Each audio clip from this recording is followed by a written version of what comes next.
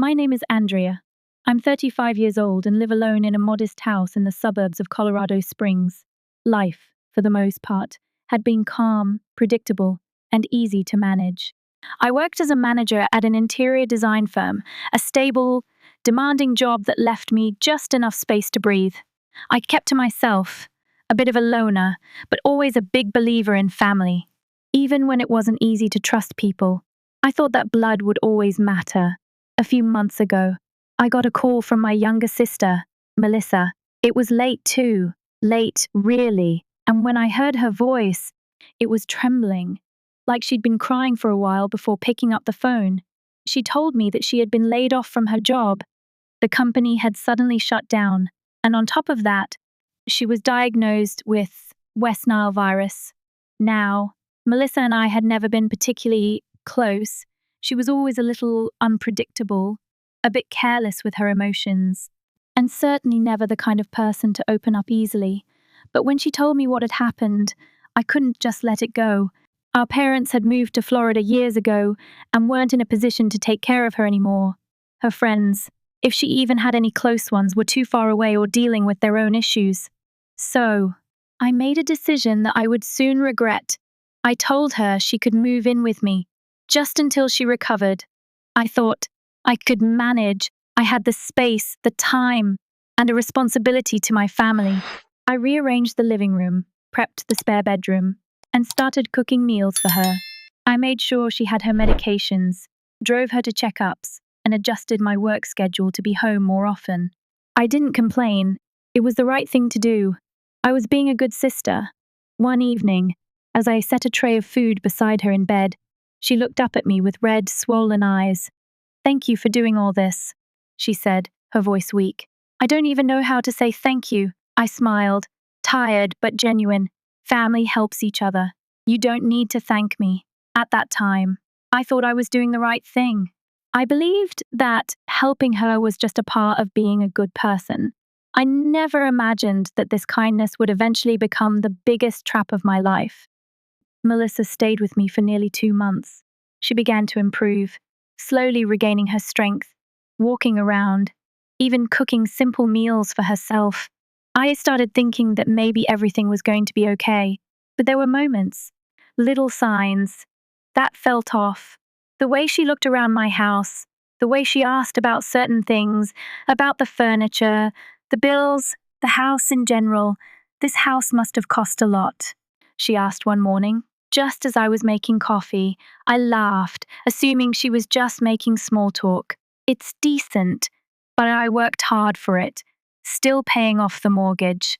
I didn't think much of it at the time, but there was something in her eyes, a look I couldn't shake, a combination of envy and calculation. But she was my sister, right? I brushed it off. I didn't want to think the worst. And then, one day, everything changed. It was a seemingly normal Friday afternoon when I walked into the living room, still in my office clothes, to find Melissa sitting on the couch.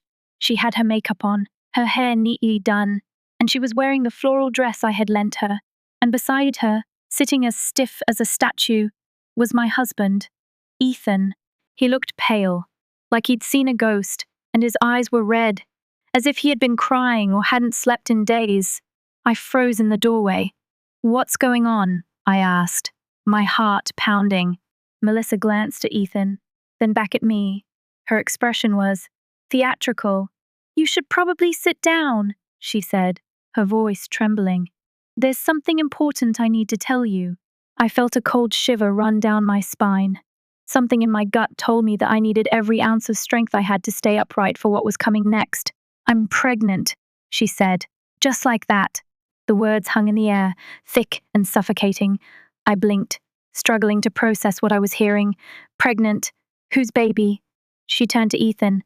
I followed her gaze and saw him, looking down at the floor, no longer avoiding my eyes. Ethan began, but stopped. His silence spoke louder than anything. My mind went blank for a second. My entire world seemed to tip sideways, and the floor beneath me felt unsteady. I had cared for Melissa, fed her, taken care of her when she was sick. I had trusted Ethan completely, and here they were, betraying me, together, under my roof. You can be angry. I get it, Melissa said, as if the words were rehearsed. But the truth is, what's done is done. I'm carrying this child. I can't live here, feeling like a criminal. She looked at me with a blank expression, expecting something from me. I stood there, unable to speak for a moment, before my voice came out cold. You want me to leave my own house so you and my husband can start a family, she faltered. I just thought you'd understand. We're family. This baby is your niece or nephew. Don't you dare call me your sister, I interrupted, my voice sharp. That baby is a result of betrayal. While you were living off my food, my medicine, under my roof. This is what you did. Ethan still didn't speak. He just sat there, eyes glued to the floor. I turned back to Melissa. If you had the nerve to sleep with my husband, you should have the nerve to find your own place. Melissa's eyes filled with tears, but I couldn't feel pity for her anymore. No more tears for her. I walked upstairs, grabbed my bag, the house deed, and my bank cards. Then I came back downstairs and placed them all on the table. I'm not going anywhere, I said, my voice steady. This house is in my name. Every brick, every chair, paid for by me. If anyone's uncomfortable here, they can leave. Melissa looked at me in disbelief, but the truth hit her like a punch. She looked at Ethan. But I'm pregnant. Don't use that baby to shield your greed, I said, my voice cold. You tried to take my husband, and now you want to take my home. I stood there, unshaken. You both need to pack your things and leave in an hour. If not, I'll call the police. Ethan nodded, defeated, and started upstairs to pack. Melissa stayed frozen, her eyes shifting from rage to panic, before she collapsed to the floor sobbing. I'm sorry, she cried. I don't know what I was thinking. I looked down at her, my heart hardened. I don't need your apology. I need you gone. I turned my back on her, knowing that door had closed forever. It wasn't until they were both gone, Ethan and Melissa, that the silence in the house truly hit me. The house that once felt like home, filled with the sounds of laughter and the occasional argument, was now just still. I stood there, frozen for a second, feeling the weight of everything crashing down. A marriage, a family, a sister, all gone. I wasn't angry, not really. Anger would have been easier to deal with.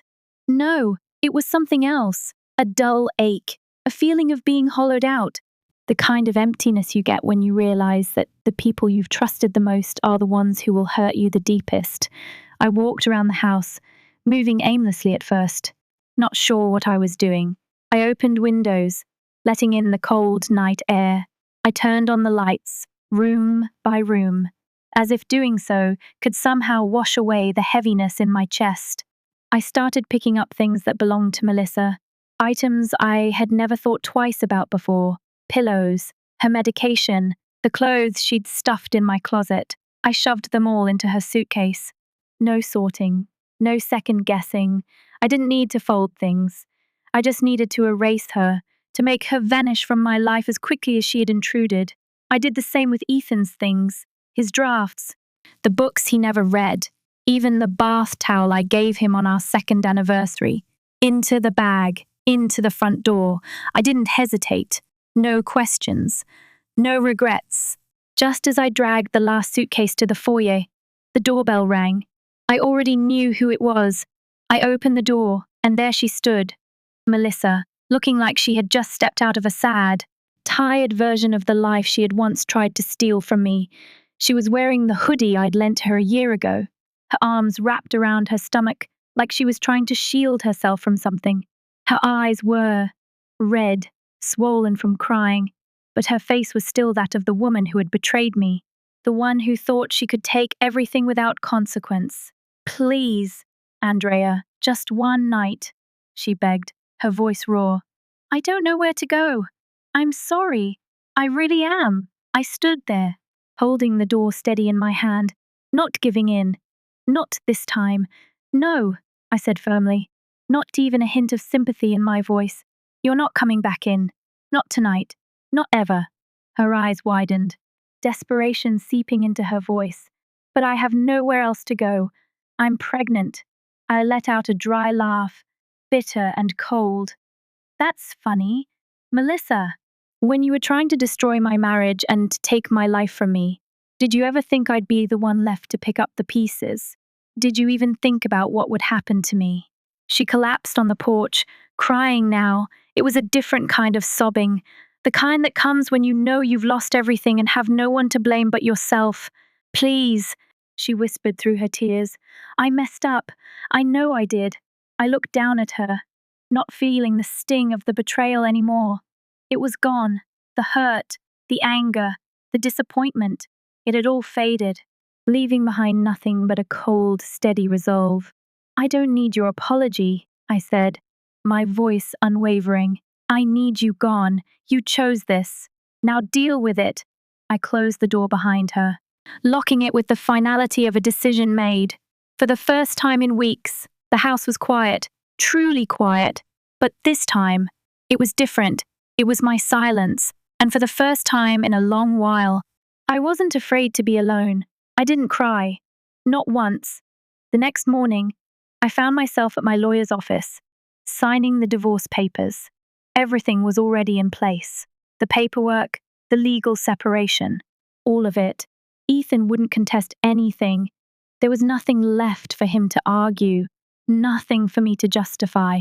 My house, my life, my decisions, all of it was in my hands now. I didn't need to explain myself to anyone anymore. I didn't need anyone's permission. As I signed the final document, I felt a strange calm wash over me. I wasn't happy, but I wasn't sad either. I felt free, finally free from all the manipulation, the lies, the weight of family expectations that had almost crushed me. That night, when I got home, I poured myself a cup of mint tea and sat on the balcony. The cool breeze played with my hair, rustling the leaves in the trees. For the first time, it didn't feel like a reminder of everything I'd lost. It felt like a beginning. I looked out into the night sky, the stars scattered above like little promises, and I knew that things were going to be okay. I was going to be okay. The next few days passed in a blur of finalities. I continued to work, focusing on the tasks I had been putting off for so long. I spent time alone, healing slowly, but surely. There was still so much pain, but I knew I had started the hardest part of my journey, choosing myself. The phone didn't stop ringing. My mum, my aunt, even old family friends. They all had something to say about what I had done. The guilt trips, the judgment. They all had an opinion about how I handled everything. But I didn't care. I didn't need their validation anymore. I wasn't living for them. I was living for me. What do you think about Andrea's decision? Was it the right move to set those boundaries, or was it too harsh? Have you ever had to choose yourself over family? Share your thoughts in the comments. It had been a few weeks since the divorce papers were finalized, and as much as I tried to tell myself that everything was in the past, there were moments when the weight of it all would hit me in waves. Walking through the house, hearing the silence, feeling the emptiness where laughter used to be. The house felt like a shell now. I had spent days making it mine again, repainting the walls, replacing old furniture, getting rid of everything that reminded me of the life I thought I had. But no matter how many fresh coats of paint I put on, no matter how many plants I added to the windowsills, the memory of Ethan and Melissa lingered like a shadow. The silence wasn't a blessing. It wasn't the peaceful kind I'd hoped for. It was the kind of silence that screams in your ears. The kind that reminds you of what you've lost and what was taken from you.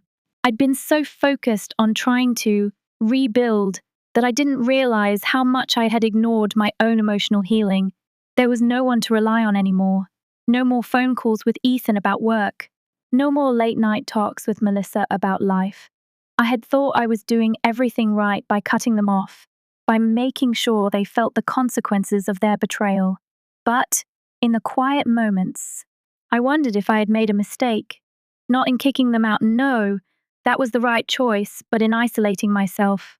I spent days going through the motions of life work, groceries, cleaning, organizing, but I was just moving, not living, not really. Then, one afternoon, it happened. I was sitting at my desk, trying to focus on a report for a client when the phone rang. It was an unknown number, but for some reason, I hesitated before answering. Hello! Hi, Andrea. It's Rachel. I felt my shoulders relax at the sound of her voice. Rachel and I hadn't spoken much since college, but she was one of the few people who always understood me. She didn't ask for anything, she just listened, and sometimes that was all I needed. Hey, Rachel, it's been a while. Yeah, it has. Listen, I've heard some things about what's been going on with your family. I just wanted to check in on you. I leaned back in my chair, feeling a knot in my stomach. I'd heard from others too, the gossip, the whispers, the judgment. But I wasn't ready to face it.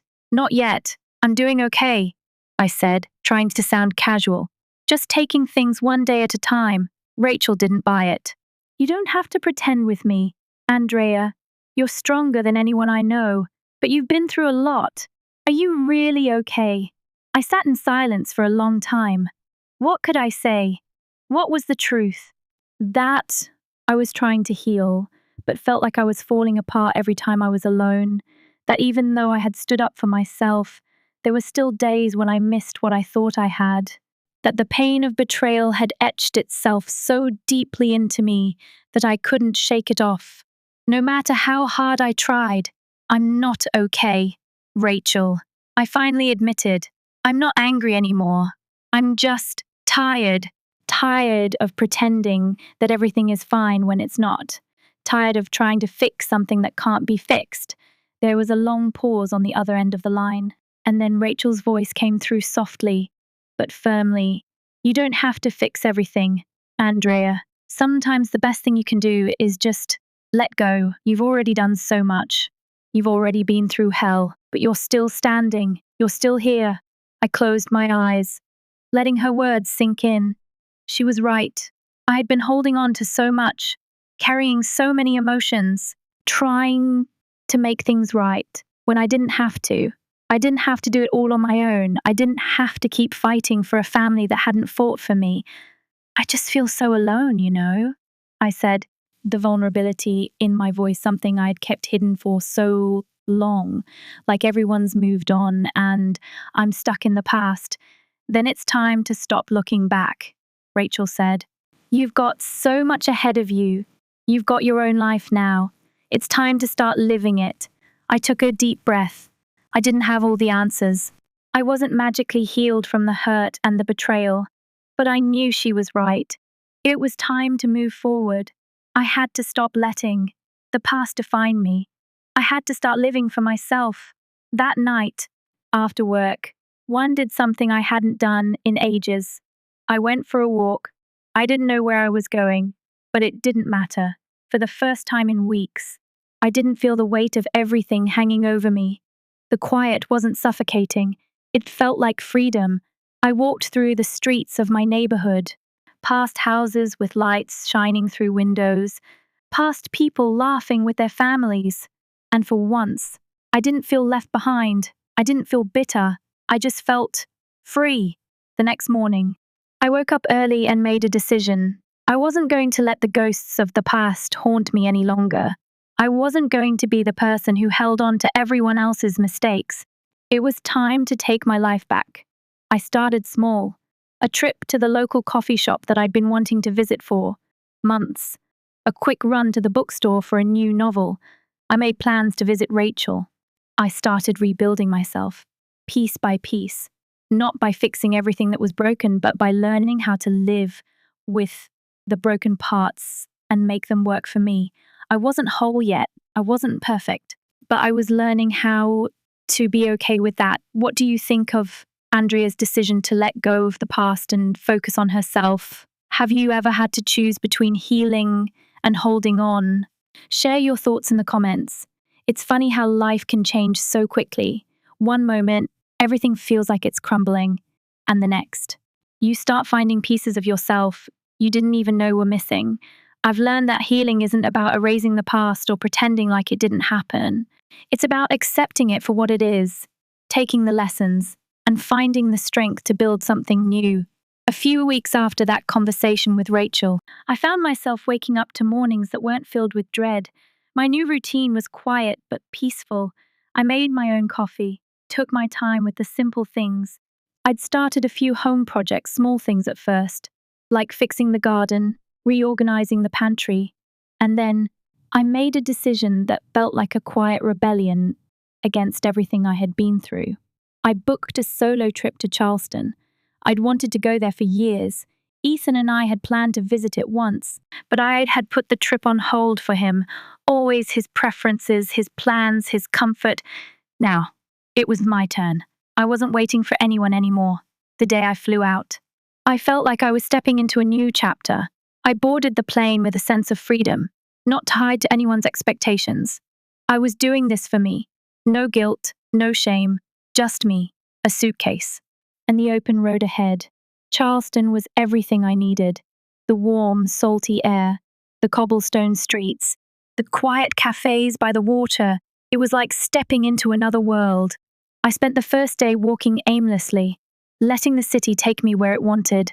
I saw the old architecture, the flowers spilling out of window boxes, the old oak trees stretching their limbs toward the sky. The city felt ancient, yet alive, with a rhythm all its own. I couldn't help but feel like it was the perfect place for me to start over. A place where I didn't have to look over my shoulder or explain myself to anyone. I spent the next few days exploring, reading books on the beach, and dining at little restaurants that made everything from scratch. I met a few locals, shared some laughs, and learned more about the city than I'd ever expected. I realized that sometimes the best way to heal is to completely step out of the life you've known and put yourself somewhere new, somewhere without all the baggage, the memories, the people who can't seem to understand. I also made some decisions about what was next for me. After I came back from Charleston, I didn't just want to return to the same life I had before. I wanted something more. I wanted to take the lessons I had learned from all of this, from the betrayal, from the heartbreak, and turn it into something that could help other people. I was determined to make my next chapter meaningful. I started reaching out to some of the contacts I'd made over the years in my industry. I began exploring the idea of starting a consulting business. I had years of experience in interior design, but more importantly, I had a perspective that no one else could offer. A perspective on boundaries, on self-worth, on rebuilding from scratch. There were people out there who needed guidance on how to create not just beautiful spaces, but healthy, balanced lives. And I knew I could help them. I worked late into the nights, researching, brainstorming, and building a plan. Every step was carefully thought out, but every step also felt freeing. I was building this from the ground up, just like I had to rebuild myself. It wasn't easy, but it felt right. For the first time in a long time, I wasn't afraid of what was ahead. I had a vision, a purpose. When I returned to work after my trip, things felt different. There were still whispers and sideways glances from some colleagues who had heard about what happened, but I didn't care. I wasn't here to please anyone anymore. I was here to do my job and, more importantly, to continue building the life I wanted. One afternoon, as I sat at my desk, a message popped up on my screen. It was from Rachel. "I've been thinking a lot about what you said before," she wrote, "about how we need to stop letting the past control us. I'm so proud of you for everything you've done, for walking away.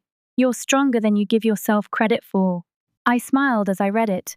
Rachel had been a constant reminder that I wasn't alone, that there were people who understood, who had seen me at my worst and still believed in me. I realized, in that moment, that the hardest part of all of this wasn't the betrayal, it wasn't losing Ethan or Melissa, it was learning how to trust myself again, learning how to say no when something wasn't right for me, learning how to put myself first without feeling selfish. Weeks passed, and my business started taking shape. I held meetings, signed contracts, and began working with clients who truly valued what I had to offer. I didn't need anyone else's approval. I didn't need to prove anything to anyone. But even as my career started to bloom, I was still wary of people, of opening myself up to trust again. I knew that, at some point, I'd have to face the people from my past, my family. I knew it wasn't going to be easy. I knew they'd still be upset with me. But I also knew that I didn't owe them anything. I had made my peace. One afternoon, after a particularly long week, I got a message from my mum. I hadn't heard from her in a while. It wasn't unusual. Our relationship had become strained after everything with Melissa. The last few conversations had ended in hurtful words.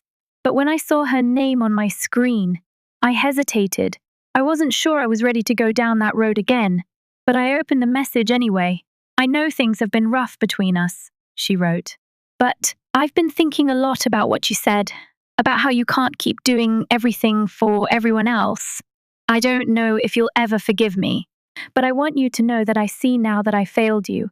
I never stood up for you, and I should have. I'm sorry." My chest tightened as I read her words. For a moment, I didn't know how to feel. I had spent so long blaming her for not supporting me, for siding with Melissa. But now, I saw her in a different light. She was human. She had made mistakes too. I didn't reply immediately. I needed time to process it. But I knew one thing. Forgiveness wasn't about excusing the pain. It was about letting go of the anger that had kept me chained to the past. I wasn't ready to go back to how things were, but maybe, just maybe, there was a future where we could find a new kind of relationship. One that didn't have to be perfect. One that could be built on the truth. No matter how messy it had been, the weeks passed by, and I began to realize something profound. The pain didn't disappear, but it became easier to carry. The scars were still there, but they didn't control me anymore. I had learned, painfully at first, that healing wasn't an overnight process. It wasn't something that happened once you made a decision to be okay. It was a journey, one you had to walk with patience, without rushing. The bruises on my heart were fading, but the lessons they left behind were becoming part of who I was. My consulting business was growing, slowly but steadily. I had learned to trust my instincts again, to trust that I had something valuable to offer. My clients appreciated my perspective, my clear boundaries, and my commitment to creating spaces and lives that reflected their true selves. And with every successful project, I felt more and more like I was reclaiming the parts of myself I'd lost, or maybe the parts I had given up too easily. I hadn't heard from Ethan or Melissa since that day. I knew they had moved on. Ethan had reached out once, but it had been a message with no real apology, no understanding of the damage he'd done. I hadn't responded. I didn't need to. There was nothing left to say.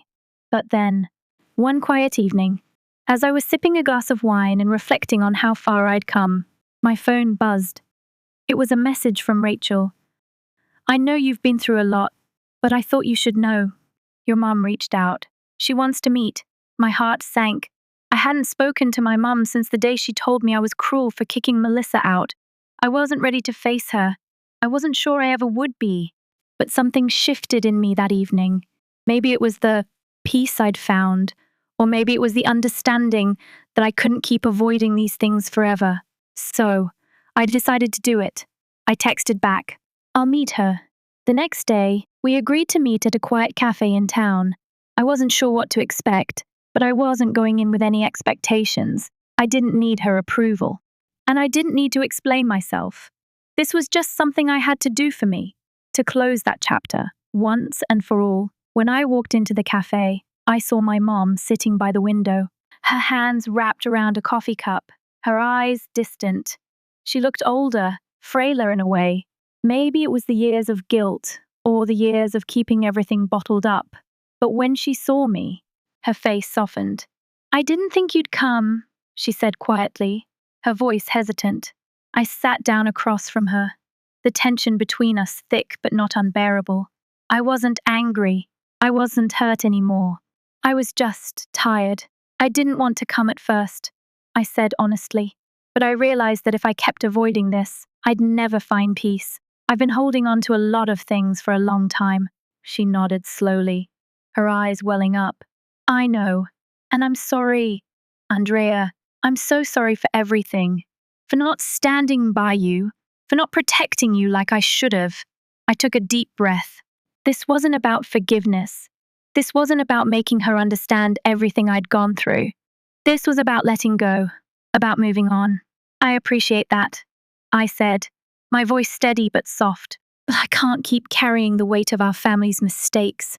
I've spent so long trying to fix everything, to make people happy, and I've learned that sometimes the best thing you can do is let go. I'm not going to be who I was before. I can't go back. She wiped her eyes and nodded, her voice barely above a whisper. I understand, and I'm proud of you. You're stronger than I ever knew. We sat in silence for a while, just absorbing the weight of the words we hadn't said before. It wasn't a perfect resolution, but it was the right one for both of us. I didn't need my mom to fix everything. I didn't need her to apologize for what happened. What I needed was to finally let go of the guilt I had been carrying. The guilt that had been placed on me because of someone else's choices. Do you think we can start over? My mum asked, breaking the silence. I smiled softly. I think we can try. But it's going to be different. I can't go back to being who I was before. I know, she said quietly. But maybe we can both move forward. And that was it. There were no grand gestures, no emotional breakthroughs. But it was enough. We didn't need to explain everything or make things perfect. We just needed to acknowledge the past, let go of the hurt, and find a way forward. The next few months were a whirlwind of change. My business grew, my confidence grew, and my life slowly began to feel more like mine again. I had learned to live for myself, to protect my peace, and to build something that was truly mine. I met new people, I traveled, I laughed again. I realized that I didn't need anyone's approval to be happy. I had been living my life in the shadow of others for so long, trying to make everyone else happy, trying to fix everything, but now I was finally living for me, and it felt good. I went to Charleston again, this time not as someone running away from the past, but as someone ready to embrace the future. As I stood on the beach, watching the waves crash against the shore, I realized something. Sometimes the most painful things in life are the ones that teach us the most. Betrayal, heartbreak, and loss had shown me who I truly was, a woman capable of standing strong. Even when everything around her crumbled, and I was ready for whatever came next. Have you ever had to walk away from a toxic relationship, even if it meant losing family? How did you find the strength to move on? Share your thoughts in the comments, and don't forget to follow for more stories about finding strength, healing, and new beginnings. As I sit here now, reflecting on everything that has happened, I realize how much I've grown from the ashes of what I thought was a life I could never rebuild. The road to healing isn't linear, and it certainly isn't easy, but it is real. It's a process of rediscovery, a process of standing in the wreckage, taking a deep breath, and deciding that you're not going to be defined by the things that happened to you. I often think about the lessons I learned, the ones I never expected to come my way. I learned that strength isn't about enduring pain without breaking. It's about breaking, but continuing to rebuild, piece by piece. It's about showing up for yourself when everyone else has abandoned you, or when you feel like you've abandoned yourself. It's about saying no when you need to protect your heart, even if it means disappointing people you love. We often think of betrayal as the ultimate heartbreak, the thing that will destroy us. But what I've learned is that betrayal doesn't have the power to destroy unless you let it. Yes, it hurts. Yes, it feels like your world is crumbling beneath you. But the truth is, betrayal opens the door to self-discovery. It forces you to look within, to face your fears, and to acknowledge what you need to change in your life. It challenges you to redefine your boundaries, to let go of the people and situations that are no longer serving you. For a long time, I thought that love meant sacrifice. That family meant putting everyone else's needs ahead of my own. But I've I've come to realize that real love starts with loving yourself first. You can't pour from an empty cup. You can't keep giving and giving until you have nothing left to give. That's not love. That's exhaustion. The hardest part of my journey wasn't losing Ethan or Melissa. It wasn't even walking away from my family. The hardest part was learning to stop seeking validation from people who were never going to give it to me. It was learning to trust myself, to trust that I had that strength to choose my own path, even if it meant standing alone. Now, I understand that the real power lies in choosing yourself, even when it feels like you're the only one standing up for your truth. There's a quiet strength in saying, I deserve better. And even when everything feels uncertain, even when the world around you is in chaos, that strength will carry you through. I no longer feel like I'm drowning in the expectations of others. I've stopped apologizing for the things that are mine, my boundaries, my choices, my peace. I've learned that I can be kind without sacrificing my self-worth. I can be strong without being hard. I can love, but only if I remember to love myself first. The road isn't over. I still have moments of doubt, moments when I wonder if I made the right choices, but I don't have to have all the answers anymore. I've learned that it's okay to not have everything figured out. It's okay to make mistakes and to take time for yourself.